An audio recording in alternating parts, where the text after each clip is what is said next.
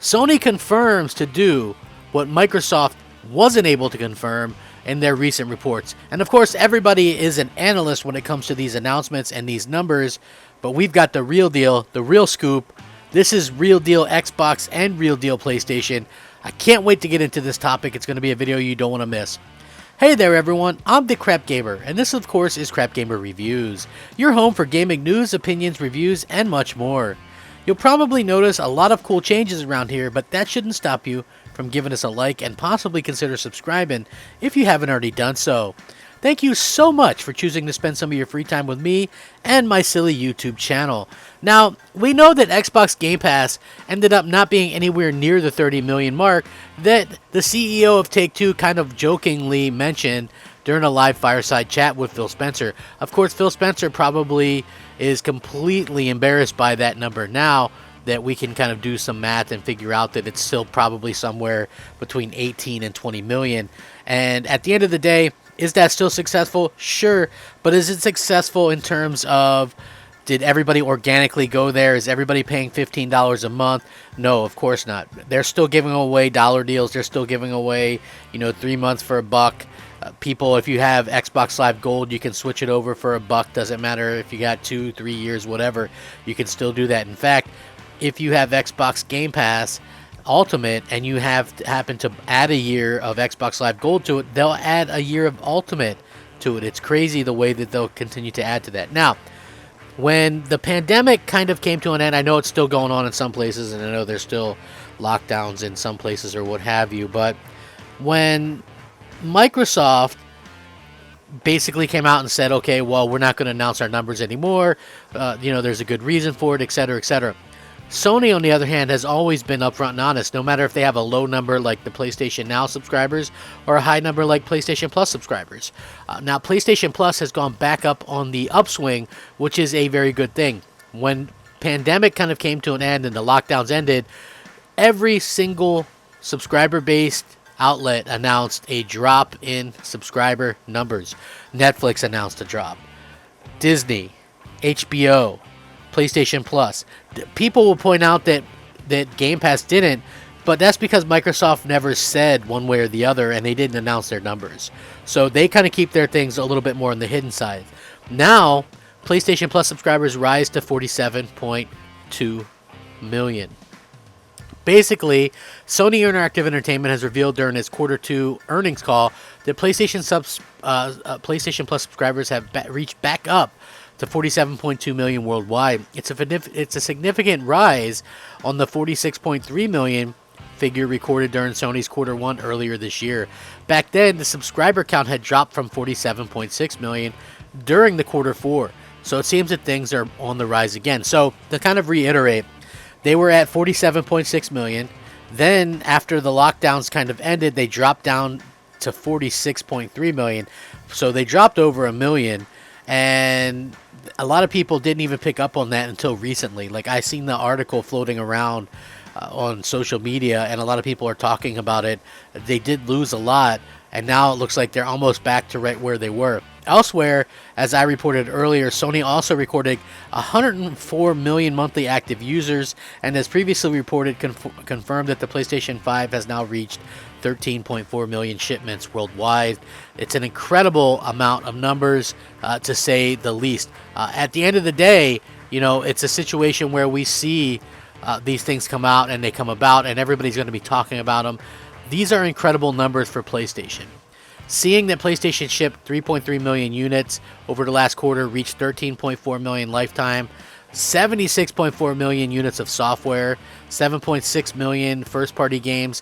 That's an incredible amount. The digital full game software ratio is now at 62% with 47.2 million PlayStation Plus subscribers. So this is an incredible amount of people, an incredible achievement to say the least. Now, some people might try to take this time to maybe belittle what Sony's doing, but Sony is doubling down on their content. They're doubling down on everything. They've managed to go out there and attract more people through what they were able to accomplish with the PlayStation 5 despite shortages. Now, when I mentioned that the PlayStation 5 has managed to do pretty much what the PS4 has done, people often like to point out to me that, oh, well, the Xbox is facing shortages and there's a pandemic, and and then when I look over, I'm like, well, the pandemic and the shortages and all these things affect PlayStation as well and Sony as well, but they were able to get more stuff out there, more product out there. What's the rationale behind that? And I think people don't realize that it's silly to make those excuses for Microsoft when both companies face the same thing. It was the same situation with video games themselves.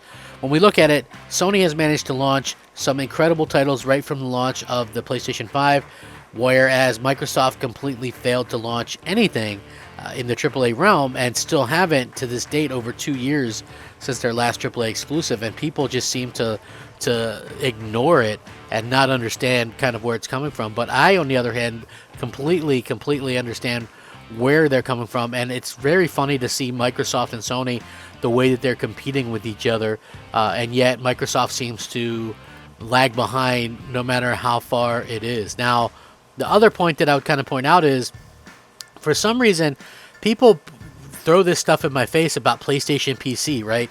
So 8-10 months ago, Sony said that they were going to do a heavy slate of old games on PC. And I said, and they expect me to feel a certain way about it. And the reason why people expect me to feel a certain way about it is because I was the one that went to Phil Spencer and said, I was canceling a pre-order like 6 years ago or whatever it was now.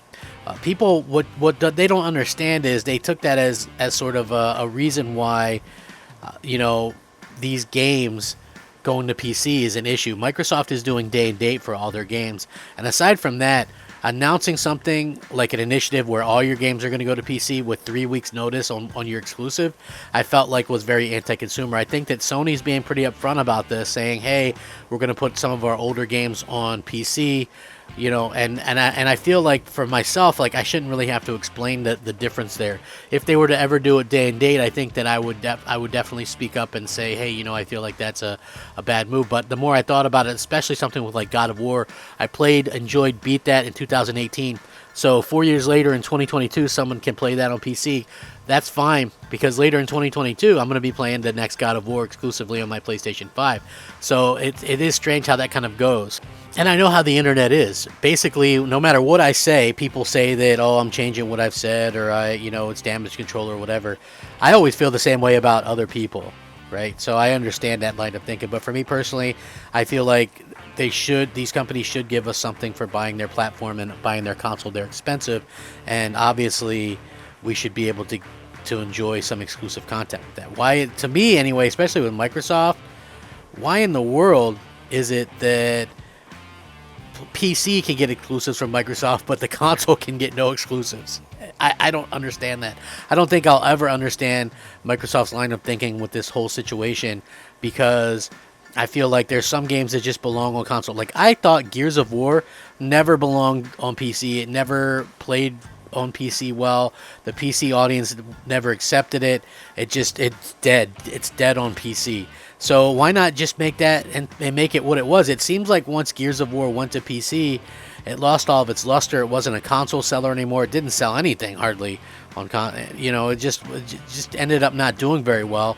And so it's a real shame that everything kind of worked out the way it did, because Gears of War was once a very, very big deal, So I hope at the end of the day that people understand what I'm talking about here.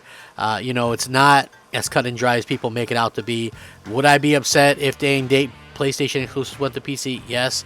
I feel like it would definitely end up hurting what the whole idea of consoles are all about. I think that Sony is smarter than that. I think that that's probably why that they end up buying so many different things in terms of games and whatnot and things like that, why they end up doing the way that they end up going the way that they do. So for me personally, I think that it defeats the purpose of owning a console if everything's day and date. I also think that long term, the negative stuff that could happen from this, imagine if you could get all PlayStation exclusives, all Xbox exclusives day and date on a PC, it could definitely hamper long-term console sales, and I want to see consoles succeed, in addition to stagnating the development and how games are actually made, because you would have to dumb it down for the lowest common denominator, which would be a weak PC. And let's just be honest, the consoles that we get, while they aren't as powerful as the top end PCs, they're much more powerful than 80% of the people gaming on PC, and that's just a fact